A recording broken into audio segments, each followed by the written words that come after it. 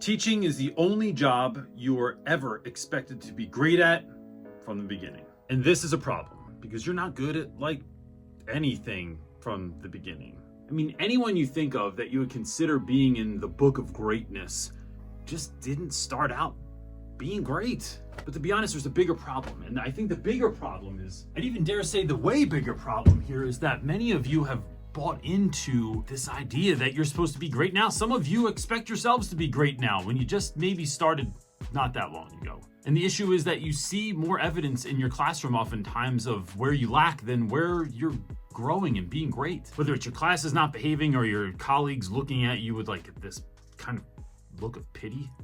Why can't they just get it all the way together? So today I want to talk about how you can stop falling short of who you were meant to be and move into your greatness. It's a pretty tall order, but here we go. On the front end, I want to have a disclaimer that it is spring break here at the Reynolds house, so there are many children that are not even my own running around and talking loud and giggling in the background. So if you hear any sort of extra noise, that's because I'm living in a giggly teenage world right now.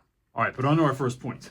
Every time you get to any level of anything in your life, you're going to hit what is called a stress ceiling. And that ceiling means that you started at the bottom of this level, you made your way to the top of that level, but now you're starting to feel freaked out, anxious, stressful, because to get to the next level, you have to grow in order to get there. Now, in all honesty, every single time you get to a next level, you are at the bottom of that level before moving up to the top.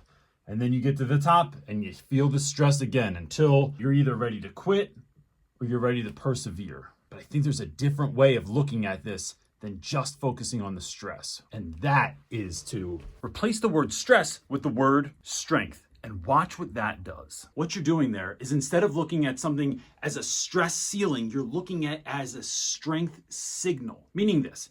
You're not banging your head on the ceiling and getting mad that this is as high as you can go. You're letting it be a signal that this is your space, your place, your chance to grow into the person you need to be to do that next level of the job. In essence, this is your signal to become the person you were meant to be, to do the job you've been given to do. And although it can be annoying that it's more growth and more stuff, look, disruption always follows intention. Every time you set a goal, every time you have an idea and you think, oh man, wouldn't it be so great if I did this or tried this or became this? There's always a disruption that follows that. Anybody that has ever gone to the gym on January 2nd knows that by the 3rd, 4th, 5th of that month, there's something that's going to happen that's going to hold you up. You got asked to go out somewhere, the workday went a little bit late, something came up that is calling, that is making you rethink going to the gym that day. Same thing's true with any new habit, any new idea, and any new effort in your life. Teaching's no different. And here's why. Because without disruption, you can't grow. It's the disruption, the resistance that takes you out of your comfort zone. It's the disruption or the resistance that takes you out of your comfort zone and gives you two options: to quit or to push through. The question now becomes, how do you know where to grow? How do you know what the next steps are? And the answer to that is simple. Look at your classroom or your life and figure out what is the greatest source of your pain. Because the greatest source of your pain has to be the greatest focus of your plan. Classroom management an issue? That has to be your focus. Work-life balance a problem? Focus. Your marriage as a result of your teaching? Focus. Your kids questioning whether or not you love other people's children more than your own children, right? This is real stuff. That's your focus. And the problem is most teachers, as do most humans, do just enough to get by and to stay comfortable. But if you want excellence, if you want to be the teacher you're meant to be, you need to identify those areas and grow in them.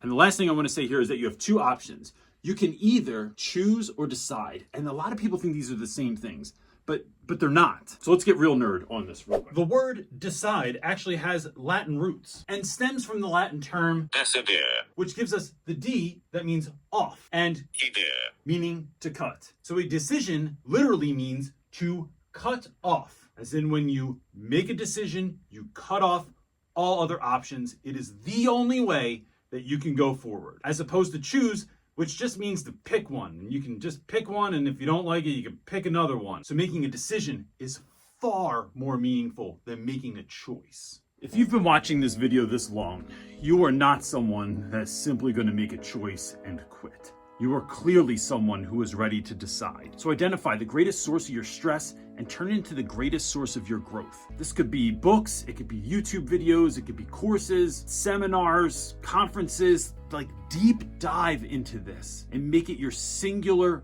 focus of growth in this next season. This is why we do this YouTube channel. It's why we have workshops like the one we have coming up at the end of March, in which I'm going to show you all of my systems, policies, procedures that I run my class through to help it run as well as it does. And if that workshop's not what you need, we have one on classroom management, we have one on building relationships. You can click the link in the description below to find out about that. And if what we're doing isn't the right fit for you, then take a deep dive on the internet and find something that is. If this video helped you out, please hit the thumbs up button. And if you know a teacher in your school that's really struggling right now, please consider passing it on to them, because our goal is to help as many teachers as possible be the teachers that they are called to be. That's it, gang. Peace.